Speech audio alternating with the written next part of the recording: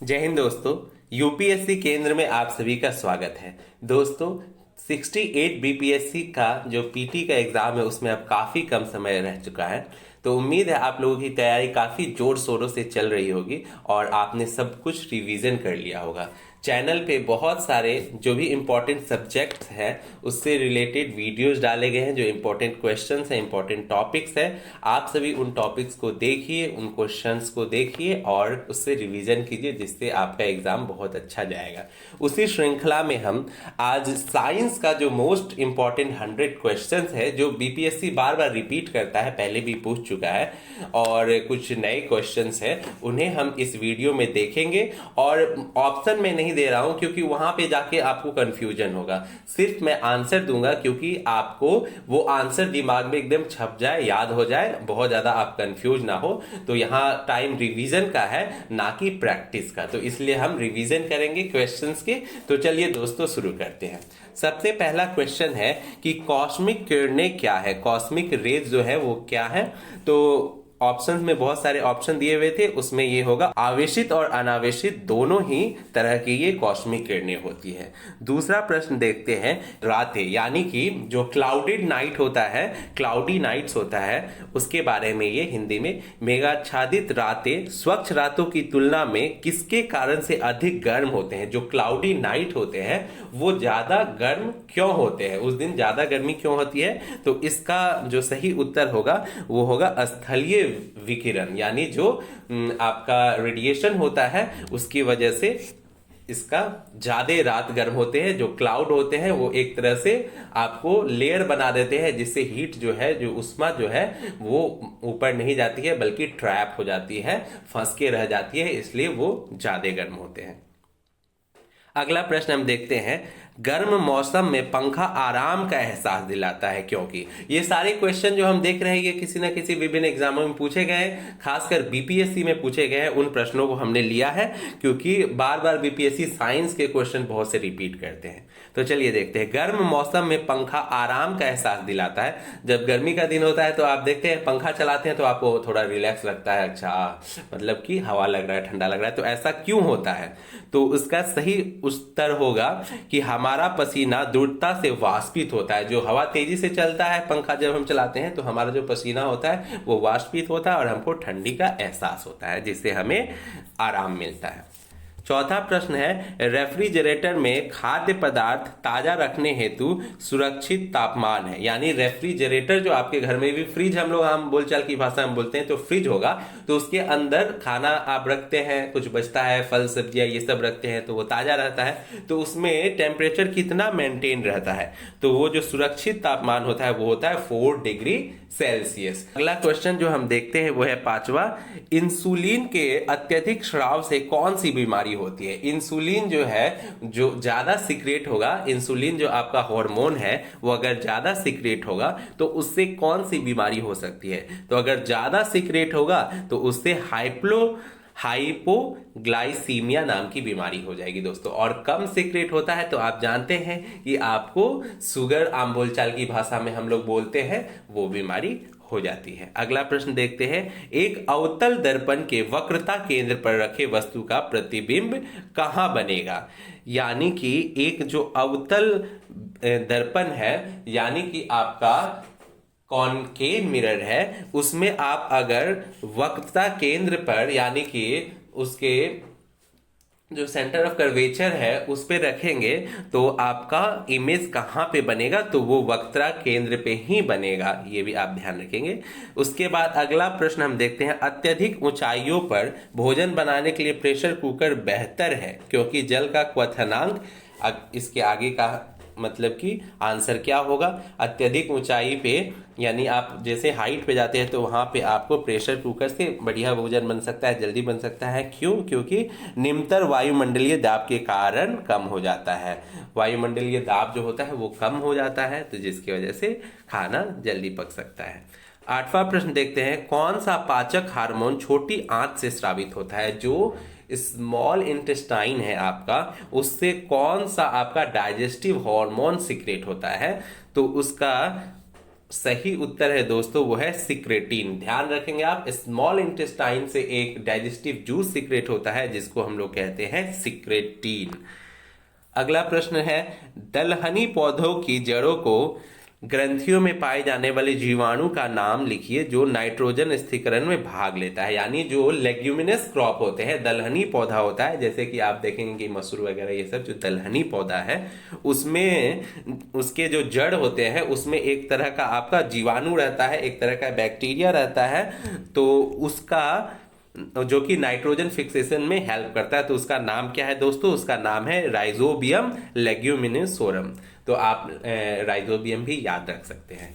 अगला प्रश्न 10वां नंबर हम देखते हैं, एक मनुष्य द्वारा भूमि पर लगाया गया दबाव सबसे अधिक कब होता है? जो मनुष्य अर्थ पे, पृथ्वी पे जो सबसे ज्यादा प्रेशर लगाता है वो कब होता है?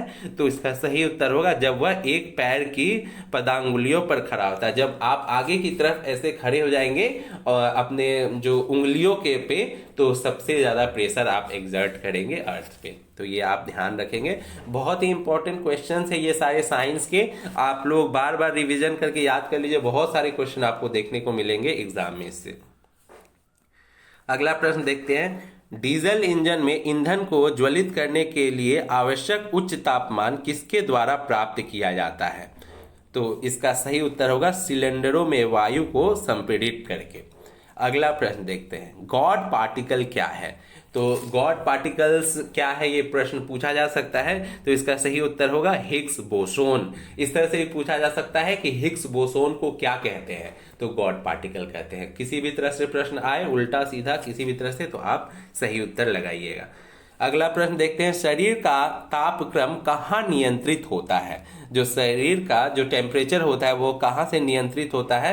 बॉडी के टेम्परेचर को कौन कंट्रोल करता है? तो इसका सही उत्तर होगा हाइपोथैलेमस। दोस्तों हाइपोथैलेमस को हम मास्टर ऑफ मास्टर ग्लैंड भी बोलते हैं और ये हमारे ब्रेन में होता है। तो ये बातें भी आप ध्यान रखेंगे क्योंकि एग्जाम में ये सब क्वेश्चन भी आ सकता है कि हाइपोथैलेमस कहाँ होता है या मास्टर ऑफ मास्टर ग्लैंड किसे कहते हैं। तो ये आप ध्यान रखेंगे, हाइपोथैलेमस इसका उत्तर होगा।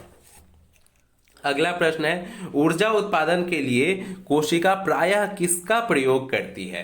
तो जो हमारे बॉडी में एनर्जी मिलता है, तो सेल में आप जानते हैं कि एनर्जी बनता है, तो किसका उपयोग करके करती है? तो ये होगा इसका आंसर ग्लूकोज, यानी कि ग्लूकोज के रूप में एनर्जी का यूज करती है। और एक मैं इसी से संबंधित प्रश्न बता दूं दोस्तों कि पूछ सकता है कि मानव में जो ग्लूकोज होता है या कार्बोहाइड्रेट होता है वो किस रूप में मतलब जमा रहता है, एनर्जी किस रूप में स्टोर रहता है? फैट के माध्यम से। तो वो होगा दोस्तों ग्लाइकोजन। ये भी आप ध्यान रखेंगे। अगला प्रश्न हम देखते हैं, खाद्य पदार्थों का पौधों में स्थानांतरण का मुख्य रूप कौन सा है? तो खाद्य पदार्थों का जो स्थानांतरण का मुख्य रूप होता है वो सुक्रोज होता है। ये आप ध्यान रखेंगे। अगला प्रश्न देखते हैं, मनुष्य में बुद्धि एवं चतुराई का केंद्र है, यानी कि आपका जो इंटेलिजेंस होता है, बोलते हैं ना कि आपका आईक्यू बहुत अच्छा है, कोई बोलता है कि मेरा आईक्यू बहुत अच्छा है, तो यानी इंटेलिजेंस क्वेश्चन जो होता है, आपकी बुद्धि चतुराई ये सब जो होती है वो आपके ब्रेन के किस भाग में होता है? तो ये होता है दोस्तों सेरिब्रम। और सेरिब्रम मस्तिष्क का सबसे बड़ा लार्जेस्ट पार्ट होता है। ये भी आप ध्यान में रखेंगे कि ब्रेन का अगर पूछे कि मस्तिष्क का सबसे बड़ा भाग कौन सा होता है तो सेरिब्रम होता है। अगला प्रश्न देखते हैं, साबुन के पतले झाग में चमकदार रंगों का बनना किस परिघटना का परिणाम है? आप देखे होंगे कभी साबुन से ऐसे हाथ में फुलाते होंगे या सर्फ घोलते होंगे तो उसमें बुलबुला सा बनता है और उस पर बहुत सारा आपको मतलब चमकीला सा रंग बिरंग का दिखता है, रेनबो टाइप का फॉर्म करते हुए दिखता है। तो वो मतलब कि उस प्रोसेस को क्या बोलते हैं? तो ये है आपका बहुलित परावर्तन और व्यतिकरण, यानी कि आपका मल्टीपल रिफ्लेक्शन और व्यतिकरण इसका आपका सही उत्तर होगा।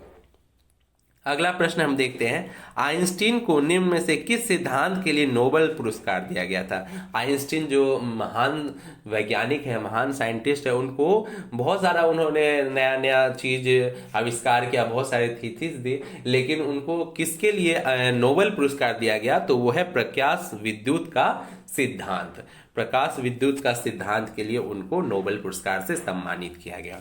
अगला प्रश्न देख लेते हैं दोस्तों, किसके द्वारा दूध खट्टा होता है?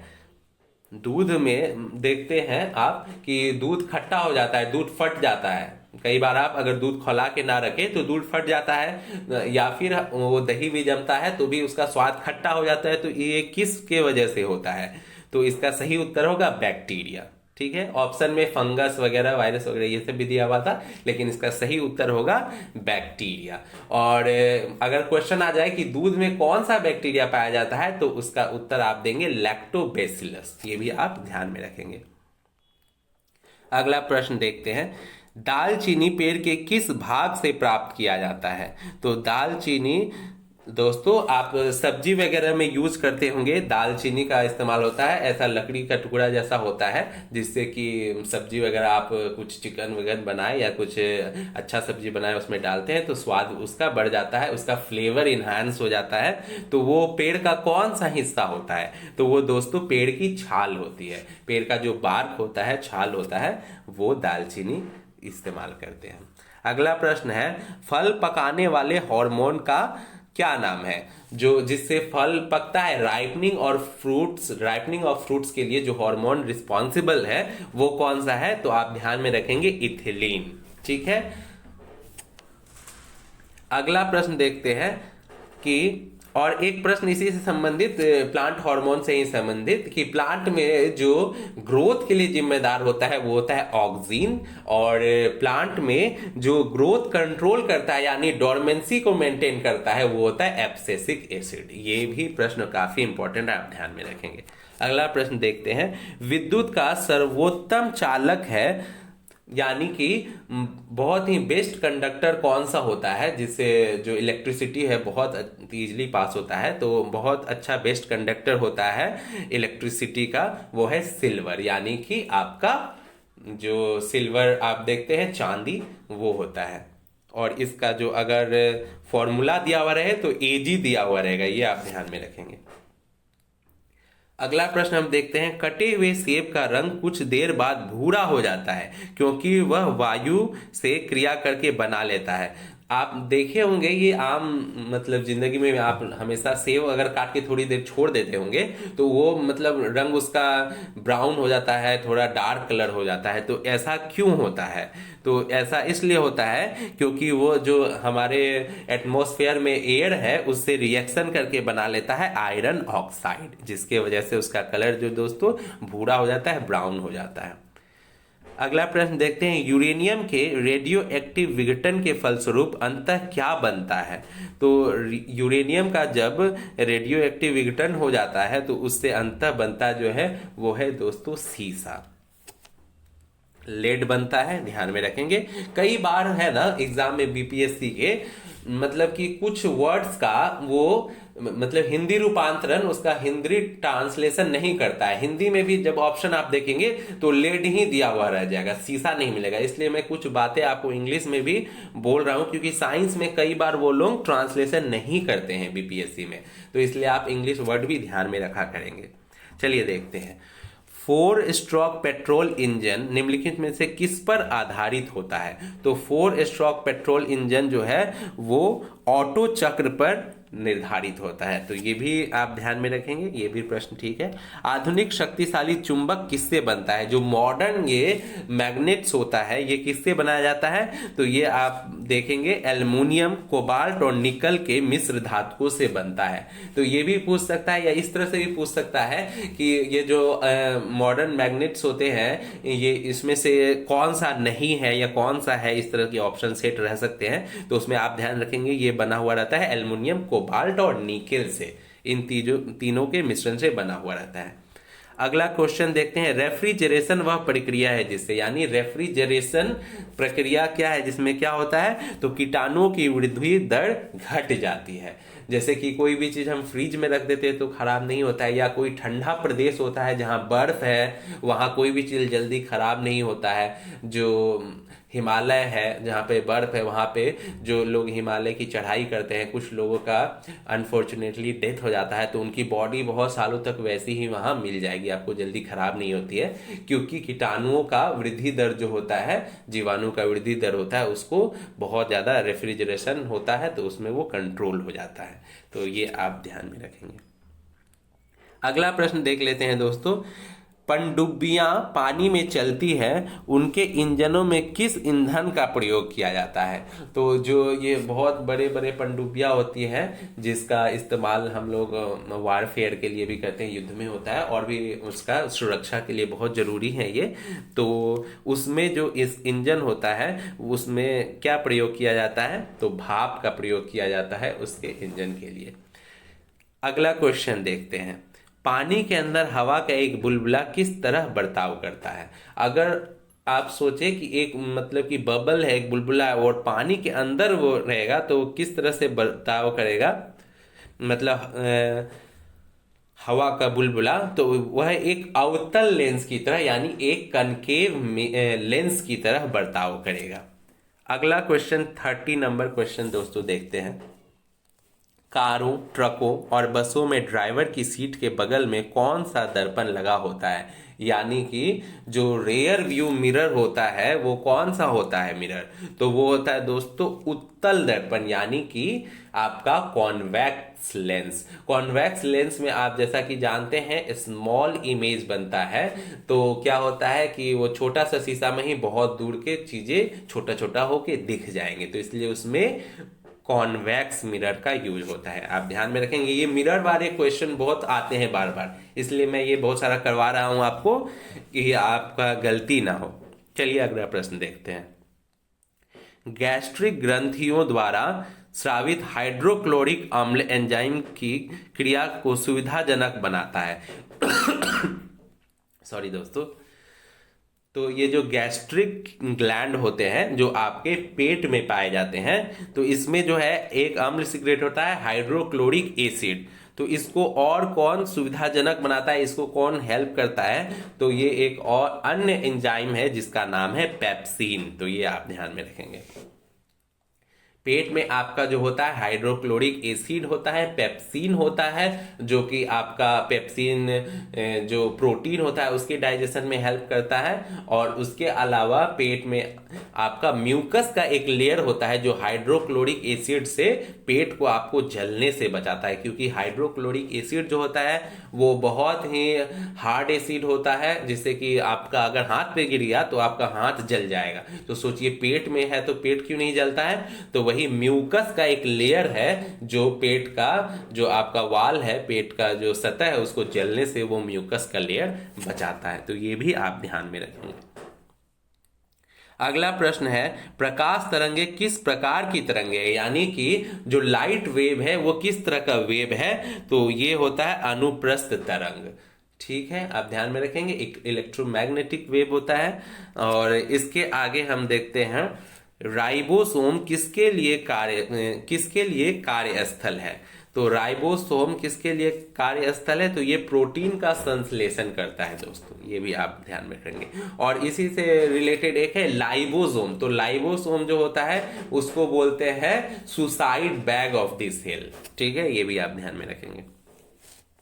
आहार नली में अंगों द्वारा स्रावित कौन सा रस वसा के पाचन में महत्वपूर्ण भूमिका निभाता है? यानी दोस्तों ये जो आपका फूड पाइप होता है उसमें कौन सा आपका रस जो है एंजाइम सीक्रेट होता है जो कि वसा यानी फैट के डाइजेशन में हेल्पफुल होता है? तो फैट के डाइजेशन में कौन सा एंजाइम हेल्पफुल होता है? तो इसे बोलते हैं पित्त रस। ठीक है दोस्तों, पित्त रस यानी बाइल जूस बोलते हैं। और अग्नाशयी रस यानी कि आपको जो पैनक्रिएटिक जूस होता है उसे। तो इसका इंग्लिश भी आप ध्यान में रखेंगे, पित्त रस यानी बाइल जूस, और अग्नाशयी रस यानी कि आपका पैनक्रिएटिक जूस। तो ये आप ध्यान में रखेंगे। और ये किसको पचाने में हेल्प करते हैं? फैट को यानी वसा को। अगला प्रश्न देखते हैं दोस्तों। शरीर में रक्त बैंक का काम कौन सा अंग करता है, यानी किसको हम लोग बॉडी का ब्लड बैंक भी बोलते हैं, तो ये आप ध्यान में रखेंगे दोस्तों, तिल यानी कि स्प्लीन, स्प्लीन को blood bank of the body भी बोलते हैं। अगला प्रश्न है डोलोमाइट यानी CuCO3 जो है उसका फॉर्मूला, डोलोमाइट किसका अयस्क है, तो ये किसका ओर है, तो ये कैल्शियम का ओर है। ऐसे भी पूछ सकता है कि कैल्शियम किस ओर से प्राप्त किया जाता है, तो वो होगा डोलोमाइट, आप ध्यान में रखेंगे। अगला प्रश्न देखते हैं, न्यूटन पर किलोग्राम किस भौतिकी राशि का मात्रक है, न्यूटन पर केजी किसका ऐसा यूनिट है, तो यह है एक्सेलरेशन का, ये आप ध्यान में रखेंगे। आर्द्रता को मापा जाता है, यानी कि आर्द्रता ह्यूमिडिटी को नापने का जो मशीन है उसका नाम क्या है, तो वो आप ध्यान रखेंगे हाइग्रोमीटर। आप इस वीडियो को बार बार रिवाइज करिएगा दोस्तों, क्योंकि इससे आपको प्रश्न एग्जाम में देखने को मिलेंगे। तो हम आगे चलते हैं। अगला प्रश्न है, विकास के सिद्धांत का जनक किसे कहा जाता है, who is the father of विकास का सिद्धांत जो है, इवोल्यूशन थियरी के जो जनक है वो कौन है, तो ये आप जानते हैं डार्विन है। डार्विन का आप नाम याद रखेंगे दोस्तों। अगला प्रश्न है, रक्त प्लाज्मा में जल की लगभग मात्रा क्या होती है, तो जो ब्लड प्लाज्मा होता है उसमें मैक्सिमम जो है वाटर ही होता है, 90% उसमें वाटर ही होता है। उसके अलावा कुछ जो है उसमें आपके एंजाइम्स होते हैं, कुछ प्रोटीन होते हैं, सॉल्ट्स होते हैं, ये सब होते हैं, ठीक है दोस्तों। और ब्लड जो आपका लिक्विड फॉर्म में रहता है, तरल अवस्था में रहता है, वह किसकी वजह से होता है, प्लाज्मा के ही वजह से। और एक प्रश्न इससे रिलेटेड है कि प्लाज्मा का कलर थोड़ा सा हल्का सा येलोविश होता है, यानी हल्का सा पीलापन होता है, वो किस वजह से होता है, तो उसमें एक जो है एंजाइम होता है जिसका नाम है बिलिरुबिन, बिलिरुबिन की वजह से उसका कलर हल्का येलो होता है। और एक प्रश्न मैं बताता हूं दोस्तों कि बिलिरुबिन जो है वो कौन सा अंग सीक्रेट करता है, कौन सा ऑर्गन सीक्रेट करता है या ग्लैंड सीक्रेट करता है, तो ये बिलिरुबिन जो होता है ये आपका लीवर के द्वारा सीक्रेट होता है दोस्तों। इससे रिलेटेड एक और प्रश्न मेरे दिमाग में आ रहा है दोस्तों कि रक्त जो है वह जब बॉडी के अंदर रहता है तो वो थक्का क्यों नहीं जमता है, क्लॉट क्यों नहीं होता है। जब बॉडी के बाहर कट जाता है आपका तो देखते हैं थोड़ी देर के बाद वो क्लॉट कर जाता है, थक्का जम जाता है, लेकिन जब वो वेन्स में रहता है, आपके बॉडी के ब्लड वेसल्स में रहता है, तो क्यों नहीं जमता है, तो इसका आंसर होगा वहां भी एक एंजाइम काम करता है जिसका नाम है हिपैरिन। तो आप ध्यान में रखेंगे कि हिपैरिन की वजह से बॉडी के अंदर ब्लड नहीं जमता है दोस्तों। अगला क्वेश्चन देख लेते हैं, फोटोग्राफी में मुख्य रंग कौन सा होता है। जो फोटोग्राफी में प्राइमरी कलर जो होता है जिसको हम लोग बोलते हैं वो कौन से होते हैं, तो ये होते हैं रेड, ब्लू एंड ग्रीन, यानी कि लाल, नीला और हरा को हम लोग प्राइमरी कलर बोलते हैं, ये आप याद रखेंगे। अगला प्रश्न देखते हैं, ऑप्टिकल फाइबर का आविष्कार किसने किया था। ऑप्टिकल फाइबर जो है इसका आविष्कार कौन किया था, तो इसका आविष्कार किया था नरिंदर कपानी ने। ऑप्टिकल फाइबर से रिलेटेड एक और प्रश्न मेरे दिमाग में आ रहा है दोस्तों जो इंपॉर्टेंट है कि ऑप्टिकल फाइबर में कौन से प्रोसेस से वो काम करता है, तो उसके अंदर होता है दोस्तों टोटल इंटरनल रिफ्लेक्शन, ये आप ध्यान में रखेंगे। अगला प्रश्न देखते हैं, प्रेशर कुकर में खाना जल्दी पक जाता है क्यों।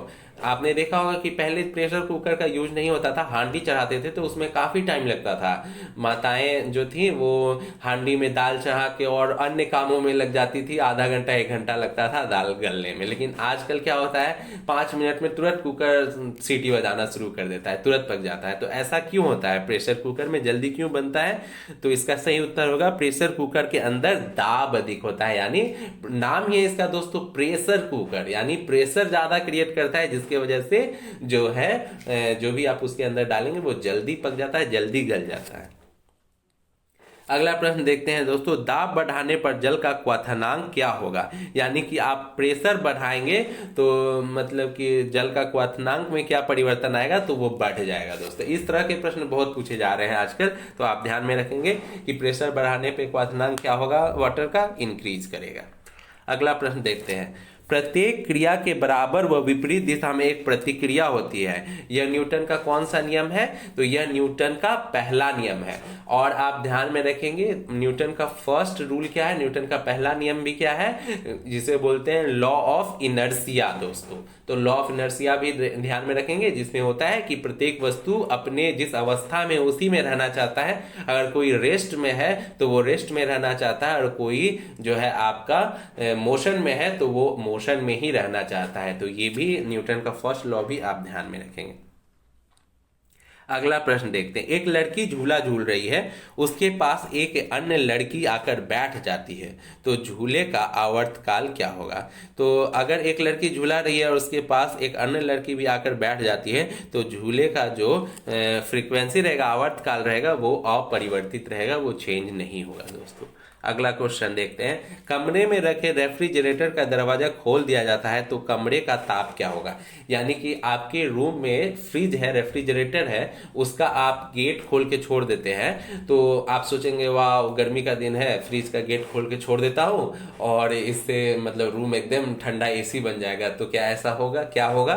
तो इसका सही उत्तर दोस्तों होगा कि टेम्परेचर और इंक्रीज हो जाएगा, आपको ठंडा नहीं लगेगा बल्कि और गर्मी लगेगा, यानी कि टेम्परेचर बढ़ जाएगा। तो ऐसा काम मत कीजिएगा आप लोग। चलिए अगला क्वेश्चन देखते हैं। पानी को 0 डिग्री से 100 डिग्री सेल्सियस तक गर्म करने पर उसका आयतन कैसे बदलता है? तो दोस्तों 0 डिग्री से 40 डिग्री सेल्सियस तक उसका आयतन जो है, वॉल्यूम जो है वो घटता है और उसके बाद फिर बढ़ने लगता है दोस्तों। अगला क्वेश्चन है, दाब बढ़ाने पर मोम का गलनांक क्या होता है?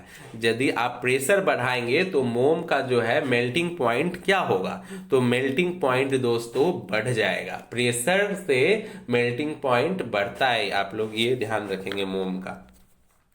अगला प्रश्न, परमाणु विखंडन प्रक्रिया के दौरान उत्पन्न ऊर्जा का प्रयोग किया जाता है।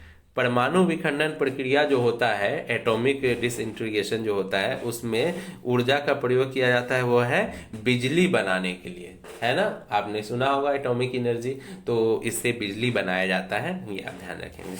अगला प्रश्न, न्यूटन के गति के प्रथम नियम से किस राशि की परिभाषा मिलती है? तो न्यूटन का फर्स्ट लॉ से मैंने आपको बताया था लॉ ऑफ इनर्शिया वाला है, इससे किसका यूनिट मिलता है? तो इससे हम लोग को बल का यानी फोर्स का यूनिट मिलता है।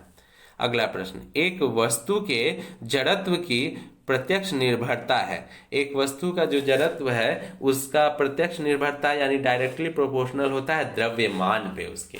ठीक है दोस्तों, अगला प्रश्न देखते हैं। रॉकेट किस सिद्धांत पर कार्य करता है? रॉकेट जो है, आपने रॉकेट देखा होगा, वो किस आपका मेथड पे काम करता है? तो वह है संवेग संरक्षण की क्रिया पे वो काम करता है। अगला क्वेश्चन, शून्य में स्वतंत्र रूप से गिरने वाली वस्तुओं की का क्या होता है?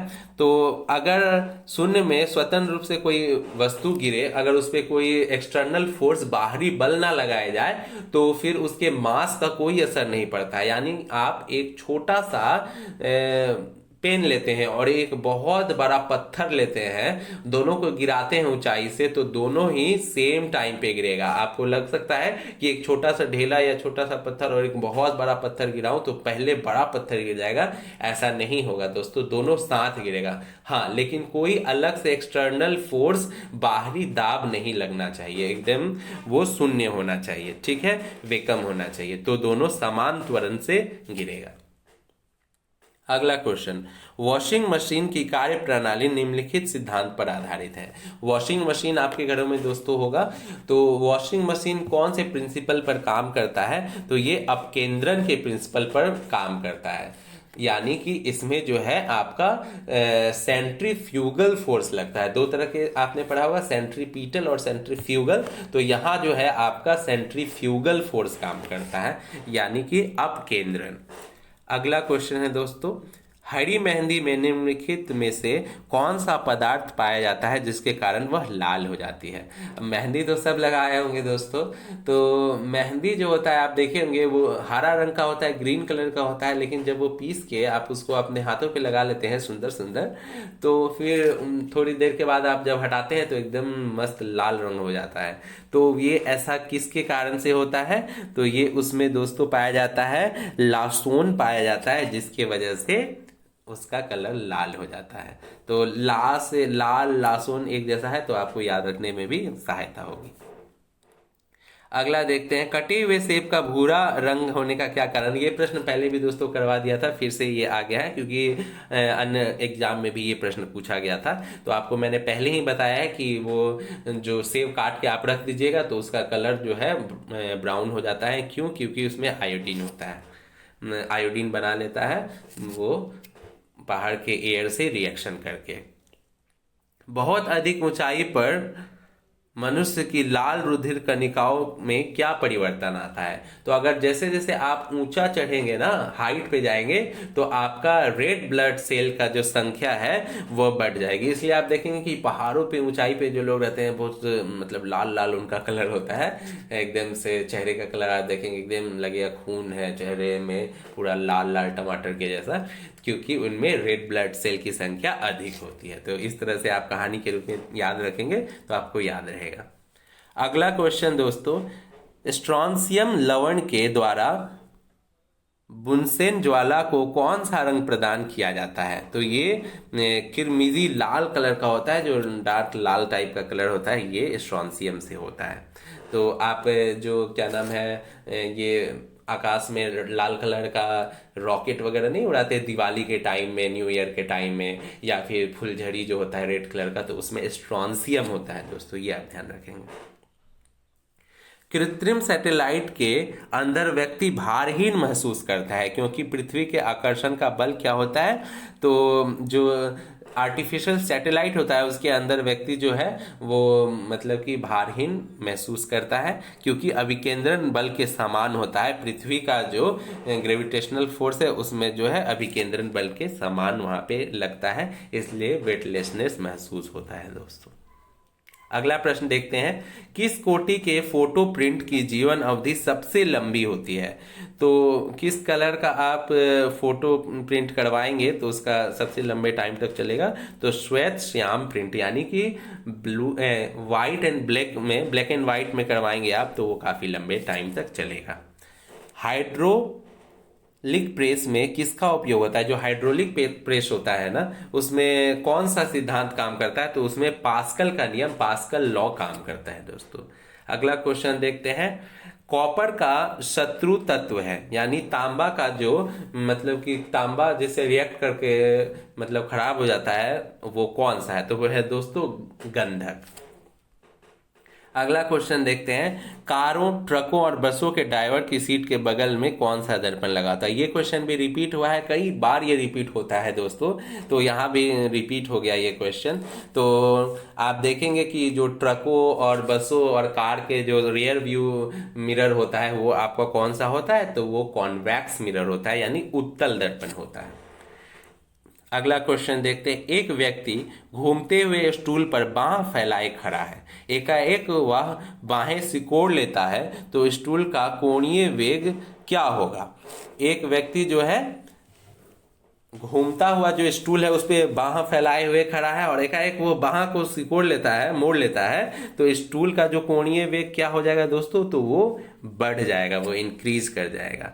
अगला क्वेश्चन, चौराहों पर पानी के फुहारों में गेंद नाचती रहती है क्योंकि जो चौराहा होता है दोस्तों, चार तरफ से रास्ता जहाँ पे मिलता है वहाँ पानी अगर आ रहा है चारों तरफ से, तो वहाँ पे फुहारे का जो गेंद है वो गोल घूमने लगती है। ऐसा क्यों होता है? पानी का वेग अधिक होने से दाब जो है वो घट जाता है, इसकी वजह से दोस्तों।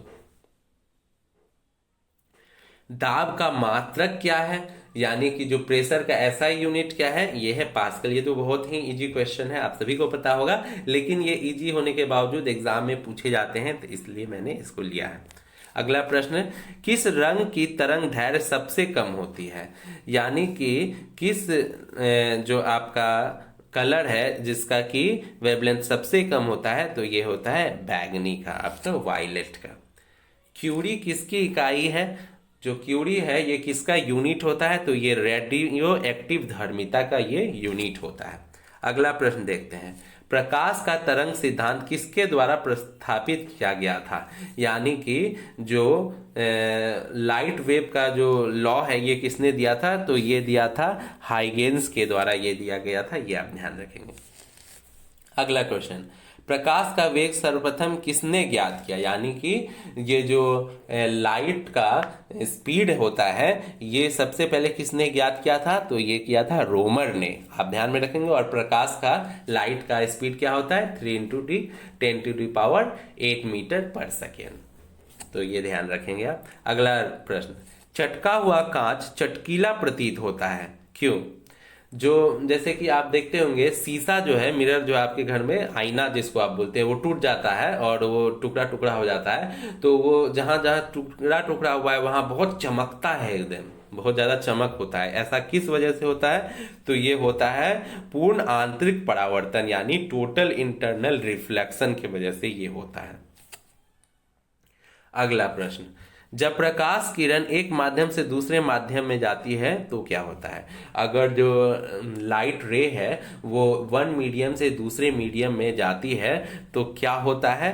तो आवृत्ति समान बनी रहती है, उसका जो फ्रीक्वेंसी जो है उस पर कोई भी प्रभाव नहीं पड़ता है दोस्तों। फ्रीक्वेंसी समान रहती है लेकिन उसका स्पीड जो है दोस्तों, अगर लाइटर से डेंसर मीडियम में जा रही है तो स्पीड जो दोस्तों है वो स्लो हो जाता है।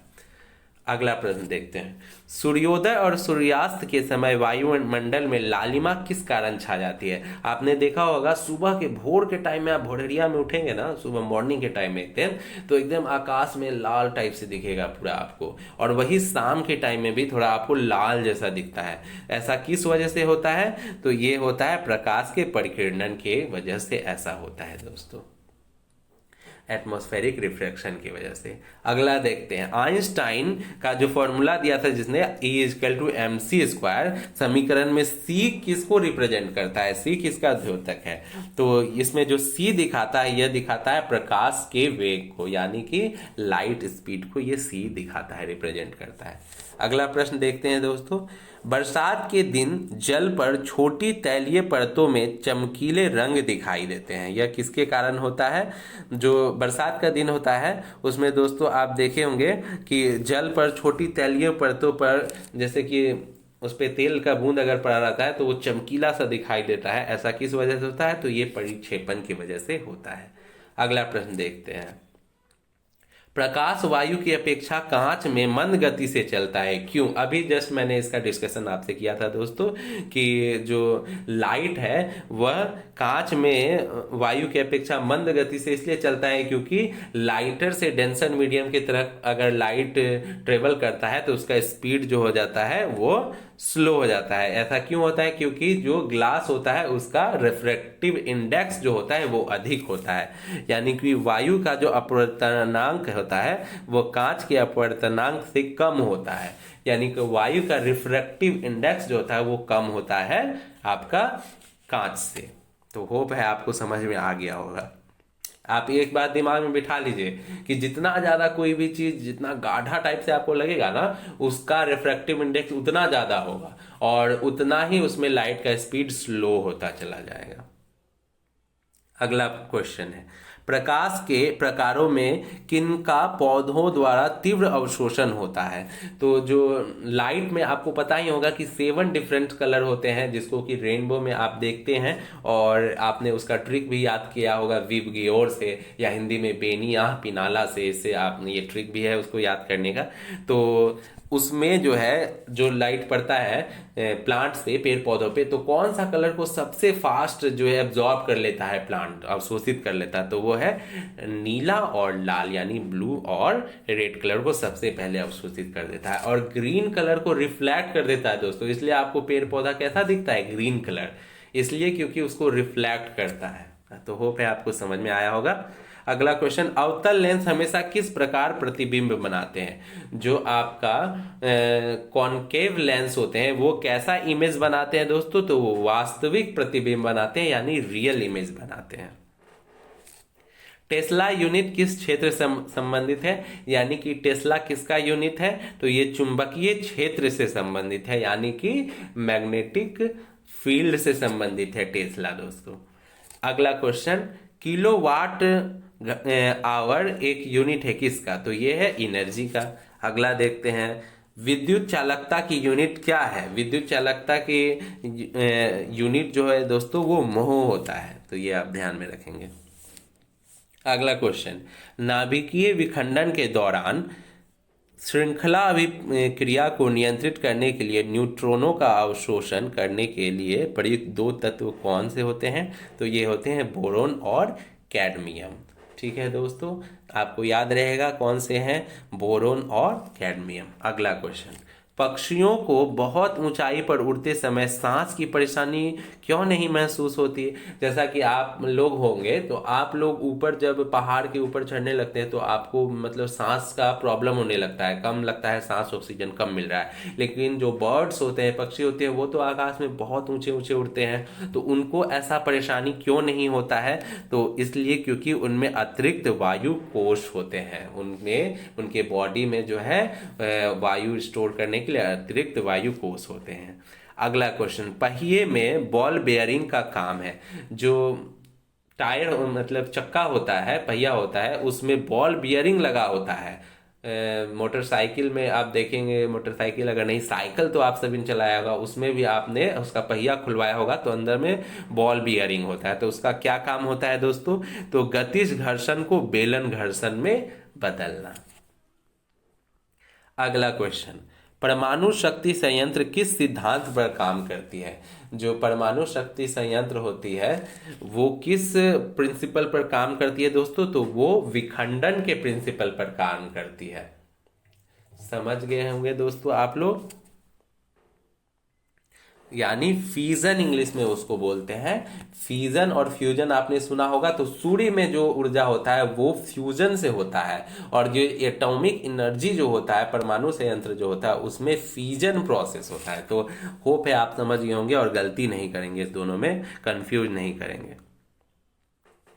अगला क्वेश्चन है, किस खनिज को हॉर्न सिल्वर के नाम से भी जाना जाता है, तो हॉर्न सिल्वर के नाम से सिल्वर क्लोराइड को जाना जाता है, तो याद रखिएगा। आरएनए में कौन सी शर्करा होती है, जो आरएनए होता है आपके डीएनए के अंदर, तो उसमें आपका कौन सा शर्करा, यानी कि कौन सा आपका उसके अंदर ग्लूकोज होता है, तो वो होता है राइबोज। ध्यान में रखेंगे और हम याद भी रहेगा आपको, क्योंकि आरएनए है, आर से है, आर से राइबोज, तो ध्यान रहेगा। अगला क्वेश्चन, पौधों में पोषण का मुख्य तरीका क्या है, तो पौधों में जो मेन आपका तरीका है पोषण का, न्यूट्रिशन पाने का, वो है ऑटोट्रॉफिक मोड में, यानी इसलिए पौधों को हम लोग बोलते हैं ऑटोट्रॉप्स, ठीक है ना, और उसको इसलिए प्रोड्यूसर भी बोला जाता है। और ये जिस प्रक्रिया से प्राप्त करती है उस प्रक्रिया को फोटोसिंथेसिस यानी प्रकाश संश्लेषण कहते हैं। और प्रकाश संश्लेषण में एक बहुत महत्वपूर्ण चीज भूमिका निभाता है, वो है क्लोरोफिल, तो क्योंकि सूर्य के प्रकाश को अवशोषित करने में वो मदद करता है। तो ये सारी बातें आप ध्यान में रखेंगे। अगला प्रश्न, मानव में ध्वनि किस अंग द्वारा उत्पन्न होती है, तो हम लोग जैसे बोलते हैं, कोई कोई चिल्लाता है, कोई कोई अच्छा सुंदर मेलोडियस वॉइस में गाता है, तो ये सारा जो ध्वनि है ये किससे उत्पन्न होता है, तो ये स्वर यंत्र से, जिसको इंग्लिश में वॉइस बॉक्स बोलते हैं, ये आपके गले में होता है। तो इसकी वजह से ये वाइब्रेशन होता है उसमें, वॉइस बॉक्स में, और उससे जो है साउंड आपका ध्वनि उत्पन्न होता है। अगला क्वेश्चन, कौन सी चमकदार अधातु है। ज्यादातर जो मेटल्स होते हैं वो चमकदार होते हैं, जैसे कि आप सोना, चांदी, ये सब देखे होंगे, काफी चमकते हैं। यहाँ तक कि आपका ये लोहा भी अच्छे से छिला हुआ मतलब रहता है, पॉलिश रहता है, तो वो भी चमकता है। तो मेटल ज्यादातर चमकीले होते हैं, लेकिन कौन सा नॉन मेटल है जो चमकदार होता है, तो वो है आयोडीन। आयोडीन आपने देखा होगा चमकदार होता है। जैसे कि एक एग्जांपल, नमक में आयोडीन होता है, तो जहां नमक का मतलब बनता है ना, पहाड़ जैसा रहता है, तो वहां देखेंगे आप बहुत चमकता है वो। तो इससे आपको होप है, इस कहानी से आपको याद रहेगा। मैं बहुत सारे कुछ कुछ अलग अलग फैक्ट्स, कुछ कहानियां, कुछ बातें के साथ आपको इसलिए बता रहा हूं ताकि आपके दिमाग में छप जाए और ये बातें आपको एग्जाम के टाइम में याद आए और सही ऑप्शन पे आपका टिक खुद ब खुद लग जाए। तो होप है दोस्तों आपको अच्छा लग रहा होगा। चलिए अगला क्वेश्चन देखते हैं। कांच को नीला रंग प्रदान करता है। कांच को आप देखे होंगे, जो ग्लास होता है वो ऐसे साइड से देखिएगा तो आपको एकदम थोड़ा सा ब्लू कलर का लगेगा, तो वो उसको कौन प्रदान करता है? तो कोबाल्ट ऑक्साइड प्रदान करता है। अगला क्वेश्चन है, किस गुण के कारण दो धातुओं का सोल्डरिंग संभव है? तो ये गुण जो है सामंजस्य की वजह से होता है। अगला क्वेश्चन, किस धातु को चाकू से आसानी से काटा जा सकता है? कौन सा ऐसा एलिमेंट है जिसको नाइफ से, चाकू से आसानी से काट सकते हैं? तो ये होता है सोडियम दोस्तों। और सोडियम बहुत ज्यादा रिएक्टिव भी होता है, इसमें एयर में आप रखेंगे तो ये आपका तुरंत ही गल जाएगा, इसलिए इसको केरोसिन में रखते हैं। और सोडियम का कलर दोस्तों आप देखोगे हल्का येलो कलर का होता है। अगला क्वेश्चन, सोडा वाटर में नींबू का रस डालते हैं तो बुलबुले निकलने लगते हैं, ऐसा क्यों होता है? जब भी सोडा वाटर, या एक और एग्जांपल ले सकते हैं आप, कोको कोला या इस तरह का सॉफ्ट ड्रिंक तो आपने पिया ही होगा, तो उसमें भी आप नींबू निचोड़ के डालेंगे तो बुलबुला बहुत तेजी से और होने लगे। ऐसा क्यों होता है? क्योंकि वहाँ रिएक्शन होता है दोस्तों, क्योंकि इसमें जो होता है क्षार होता है, आपका जो सॉफ्ट ड्रिंक होता है, और जो नींबू होता है उसमें एसिड होता है, तो इस वजह से ऐसा होता है। अगला क्वेश्चन, ऑक्सीकरण अभिक्रिया में क्या होता है? यानी ऑक्सीडेशन रिएक्शन जो होता है उसमें क्या होता है? दो चीजें होती है दोस्तों। एक तो यहाँ ऑप्शन में आपका जो दिया हुआ था, ऑक्सीजन जुड़ता है, ऑक्सीडेशन जब होता है तो उसमें ऑक्सीजन जुड़ता है, और दूसरा चीज हो सकता है आपका हाइड्रोजन जो है उसमें से निकल जाता है दोस्तों, तो ये भी आप ध्यान रखेंगे। अगला प्रश्न, एनीमिया रोग होने पर शरीर में किस चीज की कमी हो जाती है? एनीमिया अगर होता है किसी को तो उसके बॉडी में किस चीज की डिफिशियंसी होती है? तो उसमें जो ब्लड होता है उसमें हेमोग्लोबिन की कमी हो जाती है दोस्तों, इसके वजह से होता है। और विटामिन ए की कमी से क्या होता है? तो आपका नाइट ब्लाइंडनेस होता है। विटामिन बी की कमी से क्या होता है? बेरी बेरी होता है। और विटामिन सी की कमी से क्या होता है दोस्तों? तो स्कर्वी होता है, आपके दांत वगैरह, हड्डियां वगैरह कमजोर हो जाती हैं। और विटामिन डी की कमी से क्या होता है दोस्तों? ये आपको रिकेट्स होता है, जिसमें आपका हड्डियां बहुत ही कमजोर हो जाती है। और ये सारी बातें आप ध्यान में रखेंगे। और आपका जो ब्लड क्लॉटिंग में कौन सा विटामिन हेल्प करता है? तो विटामिन के हेल्प करता है। अगला क्वेश्चन देखते हैं दोस्तों, कौन सी ग्रीन हाउस गैस बहुत अधिक मात्रा में मौजूद है? यानी सबसे ज्यादा ग्रीन हाउस गैस कौन सा है? तो वह है कार्बन डाइऑक्साइड। बहुत बार ये प्रश्न बीपीएससी में पूछता है और हर बार रिपीट करता है लगभग, तो आप ध्यान में रखेंगे। अगला प्रश्न, कौन सी प्राकृतिक रूप से उत्पन्न होने वाली ग्रीन हाउस गैस नहीं है? कौन सा गैस है दोस्तों जो नेचुरली नहीं होता है, बल्कि वो मानव की, मतलब मानव जनित है, एंथ्रोपोजेनिक है, तो वो होता है इथेन। ठीक है दोस्तों। अगला क्वेश्चन, दक्षता की दृष्टि से सर्वाधिक शक्तिशाली ग्रीन हाउस कौन है?